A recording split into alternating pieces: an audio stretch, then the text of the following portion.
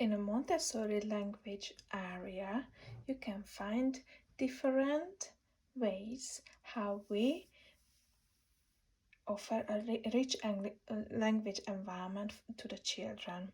We use replicas, we use real objects, and we use classified cards.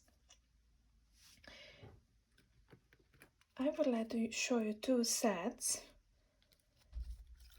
And what's common in these, that they show real objects. In this case, the classification is insects. And on the other set of language cards, I use musical instruments.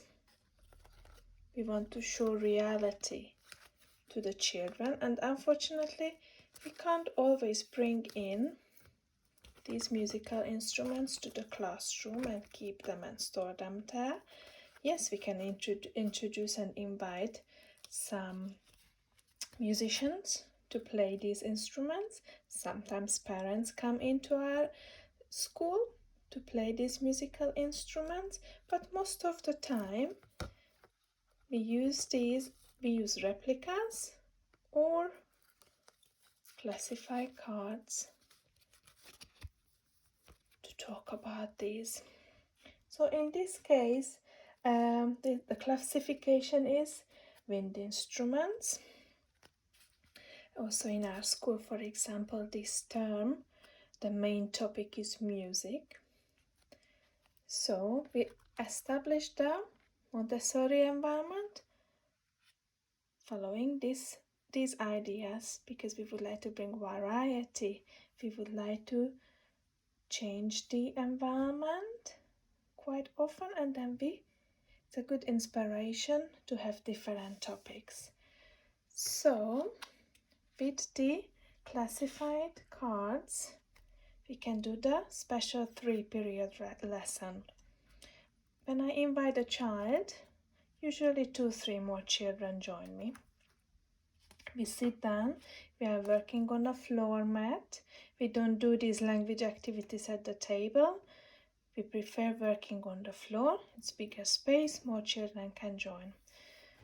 When I start the lesson, I usually turn around the cards. It's more exciting. I take them one by one. Let me move this. I keep the cards next to me, and I don't give it to the children as yet, because the first period is the naming period. This is the picture of the flute. You introduce. Look, this is the picture of the trumpet. And you give these cards one by one to each child. They can have a look. They can take the cards, hold the cards, have a closer look. Usually I ask them to pass on to their peers, their friends, and then we put them down on the mat. Look, the picture of the French horn. You offer it to the child, can have a look, then you place it down on the map. Clarinet, that's the picture of the clarinet. And the picture of the saxophone. So the first period of the lesson is the naming of the objects we can see on the cards. The second period, when you manipulate the cards. Flute. And then you can ask the child, oh, let's put the flute here. Let's put the picture of the clarinet here. So you manipulate each of the cards, you name the objects, you keep repeating, oh look, there is the picture of the saxophone, let's put the saxophone here. And we put the French horn here. If you ask your child to give you the trumpet and he will give the picture of the saxophone, no problem, don't correct the child. You introduce again the trumpet. The third period of the 3-period lesson would be when you ask the child the name of each object. In 0 till 3, we don't practice the third period.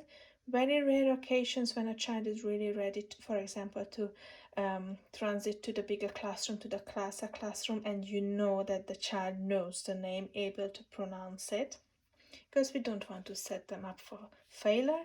We want them to be successful. And then when you see that the child lost interest, then you tidy up. You ask the child, let's put the picture of the of the saxophone on the tray, the trumpet, the French horn. You ask the child to do it. You're still repeating the name of the object. And then you ask the child to tidy up, return the tray to the shelf, roll up the mat and put it away.